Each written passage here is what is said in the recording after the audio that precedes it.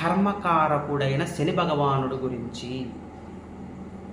ఇది చాలా చాలా ముఖ్యమండి జీవితంలో తెలుసుకోవడం కొన్ని పాయింట్స్.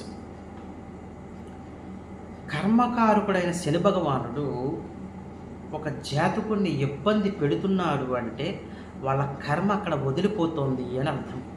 చాలామందికి తెలియదు.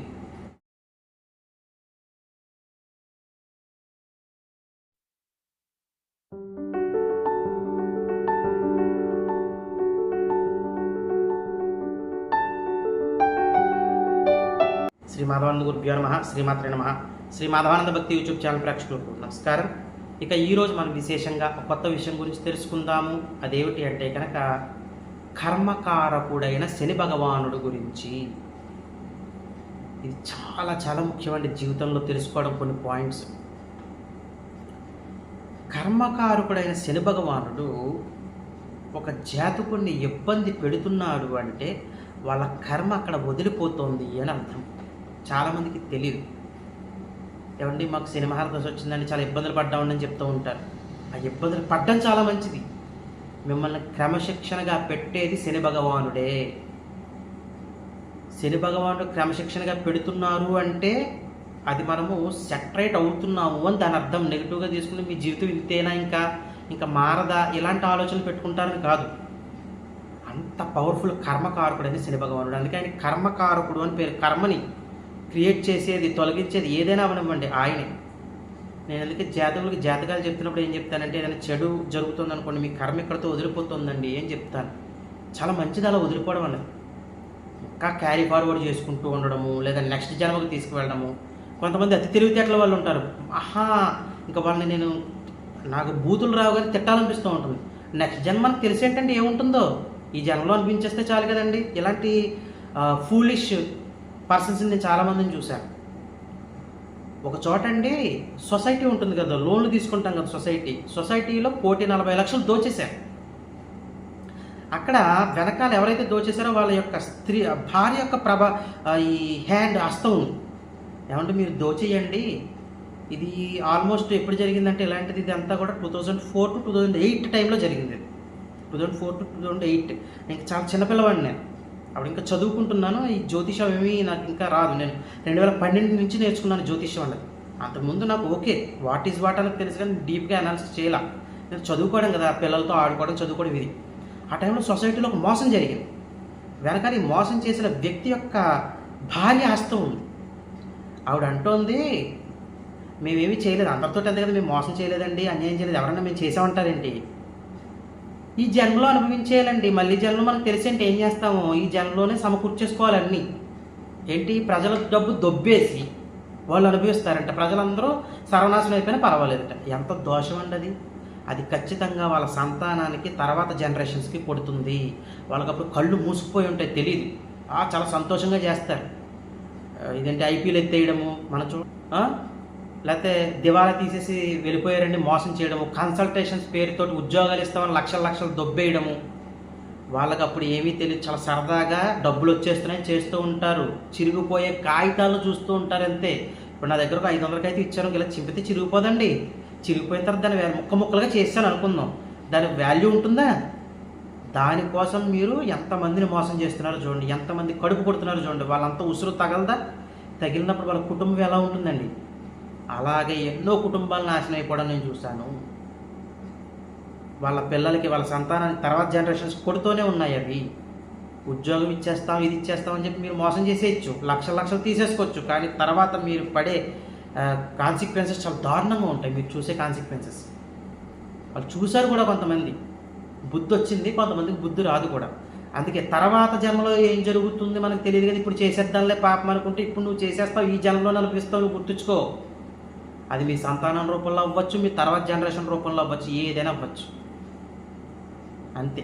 అది ఎలా జరుగుతుంది అనేది నీకు తెలుస్తుంది తర్వాత జరిగినప్పుడు. ఇదంతా ఎందుకు చెప్పానో తెలుసా అండి, ఇదంతా సుత్తి కాదు. చాలామంది ల్యాగ్ అవుతుందండి, ఇంత ఎలా చెప్తున్నారని అంటే ముఖ్యమైన విషయాలు మనం ఎంతైనా చెప్పుకోవాలి. ఇది మంచి విషయాలు, ఎంత చెప్పుకుంటే అంత మంచిది. ఇక్కడ శని భగవానుడు యొక్క ప్రభావం ఎక్కువ ఉంటుంది. అది నేను చెప్పేది. కర్మకారకుడైన శని భగవానుడు, ముఖ్యంగా శని భగవానుడు కనుక జాతక చక్రంలో ఎవరికైనా సరే గుర్తుంచుకోండి, ఆయన కారక స్థానాల్లో ఉండకూడదు. ఆయన కారక స్థానాల్లో ఉండకూడదు. అష్టమ వ్యయ స్థానాల్లో ఉండకూడదు. ఉంది అంటే కనుక ఆ స్థానంలో వాళ్ళు ఖచ్చితంగా చాలా ఎక్కువ కర్మ అనుభవిస్తారండి. వాళ్ళు మంచి వాళ్ళు అవ్వచ్చు, కానీ కర్మఫలం ఎక్కువ అనుభవించాల్సింది ఉంటుంది వాళ్ళు భూమి మీద పుట్టినప్పుడు. దాని అర్థం అది.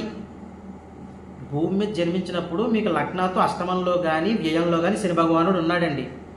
అంటే మీరు ఎక్కువ కర్మఫలాన్ని అనుభవించాల్సి ఉంటుంది అని దాని అర్థం. పాజిటివ్ పాయింట్స్ కూడా ఉంటాయి, ఆయన కారకస్థానంలో జన్మించారు కాబట్టి అది పక్కన పెట్టండి. కానీ ఎవరు అనుభవించని కర్మఫలం అంతా మీరు అనుభవిస్తూ ఉంటారు జాతకంలో. ఖచ్చితంగా చాలా ఎక్కువ శ్రమ ఎక్కువ ఉంటుంది మీకు. మీరు గమనించుకోండి, అష్టమంలో వ్యయంలో శని భగవానుడు ఉన్న జాతకులు మీకు శ్రమ చాలా అధికంగా ఉంటుంది సక్సెస్ రేట్ కంటే కూడా. ఎలా అంటే మీకు ఈ అష్టమ వ్యయాల్లో ఆయన కారకస్థానంలో ఆయన ఉన్నప్పుడు ఎలా అంటే మీకు ఆలోచనలు ఎక్కువ ఉంటాయండి, విపరీతమైన ఆలోచనలు ఉంటాయి. ముందుకు వెళ్ళాలంటే మీకేమో అక్కడ దారి దొరకదు. అర్థమైపోయిందా మీకు? రకరకాల ఆలోచనలు ఉంటాయి, ఎదరికి వెళ్ళడానికి దారి దొరకదు. ఆయన కారకస్థానంలో ఉన్నప్పుడు అంత ప్రమాదకరము. మరి కుజుడు కారకస్థానంలో ఉన్నప్పుడు ఇది కూడా చెప్పుకుందాం. కంటెంట్లన్నీ చెప్పుకుంటేనే కదా ఒక పెద్ద వీడియో అవుతుంది. కుజ కారకస్థానాల్లో శని భగవానుడు ఉన్నప్పుడు అంటే 3, 6, ఇది 3, 6 రెండు ఉపచయ స్థానాలే. 3, 6, 10, 11 స్థానాలు ఉపచయ స్థానాలు కదా. కానీ 3, 6 స్థానాల్లో కనుక శని భగవానుడు ఉన్నాడు అంటే కనుక మీరు చాలా జాగ్రత్తగా ఉండాల్సింది ఏంటంటే లీగల్ ఇష్యూస్లో చాలా జాగ్రత్తగా ఉండాలి.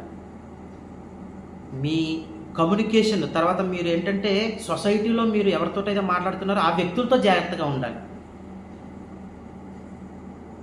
అర్థమైందండి? తర్వాత మీ ఆరోగ్యం విషయంలో చాలా జాగ్రత్తగా ఉండాలి. మీ కమ్యూనికేషన్ విషయంలో చాలా జాగ్రత్తగా ఉండాలి. మీ ఉద్యోగం విషయంలో చాలా జాగ్రత్తగా ఉండాలి. తొందరగా ఎవరిని నమ్మేయకూడదు. ఆరోగ్యం చాలా చాలా జాగ్రత్తగా ఉండాలి. ముఖ్యంగా ఇలాంటి వాళ్ళు లిటిగేషన్స్లో ఎప్పుడు వేలు పెట్టకూడదు. చాలా ఇబ్బందులు పడతారు. మధ్యస్థ సంతకాలు ఎప్పుడూ చేయకూడదు వీళ్ళు. గుర్తుంచుకోండి, ఆయన కారకస్థానంలో ఉన్నా కుజుడి యొక్క కారకస్థానంలో ఉన్నా మీరు లీగల్ ఇష్యూస్ విషయంలో జాగ్రత్తగా ఉండాలి. ముందు చూపు కంపల్సరీ ఉండాలి. బ్లైండ్గా సంతకాలు పెట్టేయడం కానీ మధ్యస్థ సంతకాల హామీలు ఉండకూడదు ఎవరికి. ఈ పాయింట్స్ అన్నీ చాలా ముఖ్యము. శని యొక్క కారకస్థానంలో శని భగవానుడు ఉన్నప్పుడు, కుజుడి యొక్క కారకస్థానంలో శని భగవానుడు ఉన్నప్పుడు ఈ రెండు చాలా ఇంపార్టెంట్. ప్రమాదకరమైన కారకస్థానాలు శని భగవానుడికి బ్లైండ్గా తీసుకెళ్ళిపోతాడు. ఎవరికైనా నమ్మేస్తారు. మీరు స్నేహితుడు అని వచ్చారనుకోండి మీ దగ్గరికి, నాకు ఎప్పటి నుంచో తెలుసండి మంచి స్నేహితుడు ఇది అని అంటాడు. వాడే మోసం చేస్తాడు మిమ్మల్ని, ఎక్కడొక్కడ ఇరికించేస్తాడు మిమ్మల్ని. తేరుకోలేని దెబ్బ తగులుతుంది మీకు. తదు జాగ్రత్తలు తీసుకోండి. శని కారక స్థానాల్లో శని భగవానుడు ఉన్నప్పుడు, కుజ కారక స్థానాల్లో శని భగవానుడు ఉన్నప్పుడు దైత్యము. బీ కేర్ఫుల్ అంటాను చూసారా, అది ఉండాలి. తర్వాత మరి శుక్రుడి యొక్క కారక స్థానంలో ఉన్నప్పుడు, శుక్రుడి యొక్క కారక స్థానం ఏంటి? సప్తమ స్థానము. ఇక్కడ వెంటనే మీరు ఒకటి గమనించాలి. సప్తమ స్థానంలో శని భగవానుడు ఉన్నప్పుడు అక్కడ ఆయన దిగ్బలం చెందుతాడు. సప్తమ స్థానంలో ఆయన ఉన్నప్పుడు ఆయన దిగ్బలం చెందుతాడు. శుక్రుడి యొక్క కారక స్థానం అయింది. శని భగవానుడు దిగ్బలం చెందేది సప్తమంలోనే. అప్పుడు శని భగవానుడి మీద అధికమైన ప్రభావం ఉంటుంది. శని భగవానుడి యొక్క ప్రభావం మీ మీద ఎక్కువ ఉంటుంది వైవాహిక జీవితంలో. అయితే తొందరగా మ్యారేజ్ అయిపోతుంది, అక్కడ ఇంకా క్యాలిక్యులేషన్స్ చేయాలి. లేదంటే చాలా ఆలస్యం అయిపోతుంది. ఆలస్యం అయిపోయినా జీవితంలో ఉంటే హ్యాపీ లైఫ్ ఉంటుంది, లేదంటే ఆ లైఫ్ అంతా చాలా ఇబ్బందులుగా ఉంటుంది. మిగతా పాయింట్స్ కూడా టాలీ చేయాలి. అందుకే ఈ రెండు చెప్తున్నాను నేను. టక్మన్ చాలామంది ఏం చెప్తారంటే సప్తమంలో శని భగవానుడు ఉంటే నీకు లేట్ మ్యారేజ్ అని చెప్పేస్తారు. చాలా తప్పు, అలా చెప్పకూడదు. కొంతమంది సప్తమంలో శని భగవానుడు తొందరగా మ్యారేజ్ అయిపోయిన వాళ్ళు కూడా చాలామంది ఉన్నారు. అదొక్క పాయింటే చెప్పేయకూడదు. సప్తమాధిపతి ఎలా ఉన్నాడో కూడా చూసుకోవాలి, నవాంశ చక్రం కూడా ఎలా ఉందో చూసుకోవాలి. అర్థమైందండి? కాబట్టి నేను అది ఇది కూడా చెప్తున్నాను. మిగతా కంటెంట్ కూడా అక్కడ స్టడీ చేయాలి. కాబట్టి సప్తమంలో శని భగవానుడు ఉన్నప్పుడు మీరు ఈ పార్ట్నర్స్ విషయంలో చాలా జాగ్రత్తగా ఉండాలి. వైవాహిక జీవితంలో కూడా చాలా జాగ్రత్తగా ఉండాలి. అర్థమైందండి? ఓకే. మరి ఇప్పుడు శని భగవానుడు కనుక గురుకారక స్థానంలో ఉన్నప్పుడు ఇది ఎక్సలెంట్. చాలామంది ఇది నెగిటివ్గా చెప్తూ ఉంటారు. మీకు ద్వితీయంలో శని భగవానుడు ఉన్నాడు, కుటుంబ స్థానం అంతా పాడైపోయింది. అది అసలు బ్లండర్ మిస్టేక్ అంటాను నేనైతే. ఎవరికైతే కుటుంబ స్థానంలో శని భగవానుడు ఉంటాడో వాళ్ళకి రెస్పాన్సిబిలిటీస్ ఎక్కువ ఉంటాయి. వాళ్ళు శని భగవానుడు నడిపిస్తాడు. ఆయన తీసుకునే కేర్ ఎవరు తీసుకోరు. ఏ స్థానంలో శని భగవానుడు ఉన్నా అంతే. క్రమశిక్షణ అన్నాం కదా. కానీ వీళ్ళకి వయసు వచ్చేయాలి. ఒక వయసు అంటే ఆయన మెచ్యూరిటీ లెవెల్ ఎంత అంటే శని భగవానుడికి 36 నుంచి 38 అండి. మన మెచ్యూరిటీ లెవెల్స్ నుంచి ఉంటాయి జాతక చక్రాలను. ఎప్పుడు చర్చలు లేదు, అది ఓన్లీ జాతకాలు చెప్తున్నప్పుడే మాట్లాడతాను తప్పితే ఆ శని భగవానుడి ప్రభావం కుటుంబ స్థానంలో ఉన్నప్పుడు వాళ్ళకి 36 సంవత్సరాలు దాటేయాలి. అప్పుడు చాలా అద్భుతంగా ఉంటుంది వాళ్ళకి. అప్పటి వరకు కష్టాలు, ఇబ్బందులు ఇవన్నీ కూడా చూస్తారు, సహజం అది. కానీ గురుకారక స్థానంలో శని భగవానుడు ఉండడం చాలా మంచిది.